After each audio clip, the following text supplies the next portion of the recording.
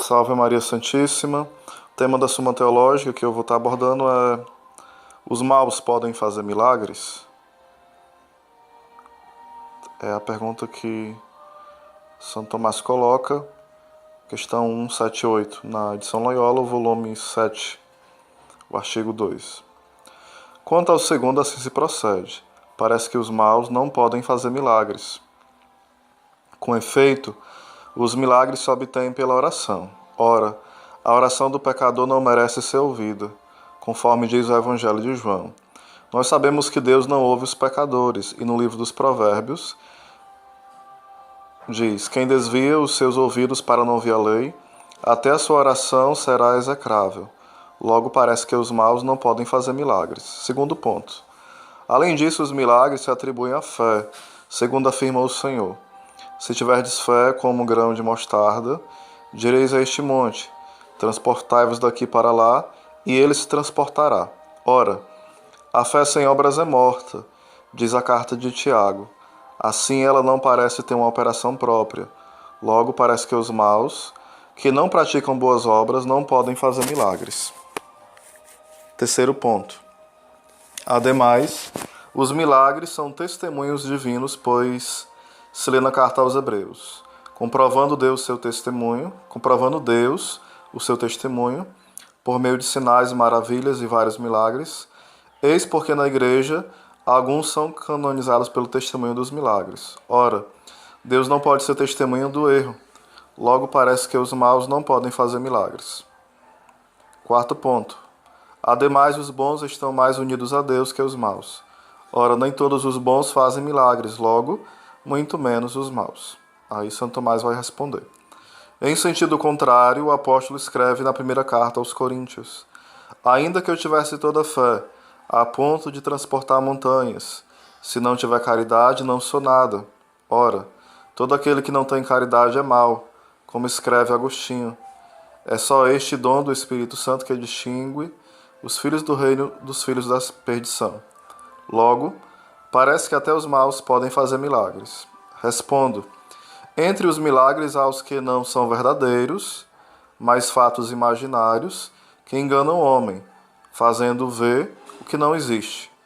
Outros são fatos reais, embora não mereçam verdadeiramente o nome de milagres, pois são produzidos por certas causas naturais. Ora, essas duas categorias de milagres podem ser feitas pelos demônios.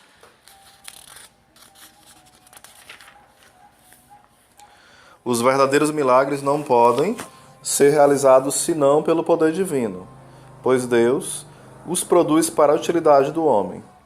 E isto de dois modos: primeiro, para confirmar a verdade pregada; segundo, para manifestar a santidade de alguém, que Deus quer propor como exemplo de santidade. Ora, no primeiro caso, os milagres podem ser realizados por todos os que pregam a verdadeira fé e invocam o nome de Cristo, o que às vezes pode ser feito pelos próprios maus.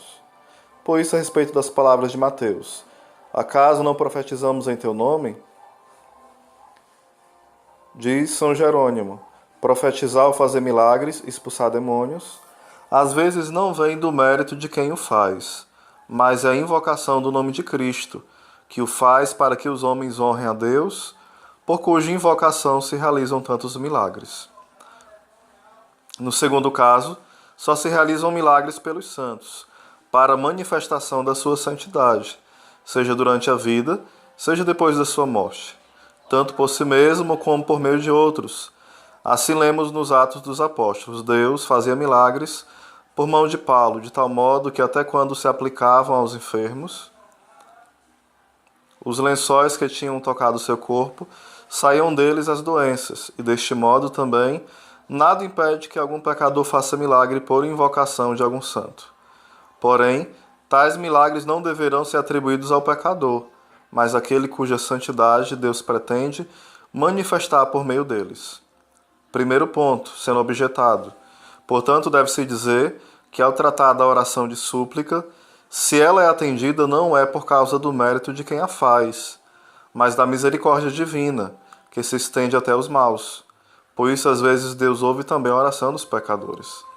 A respeito disso, diz Agostinho: o cego pronunciou aquelas palavras antes de ser ungido.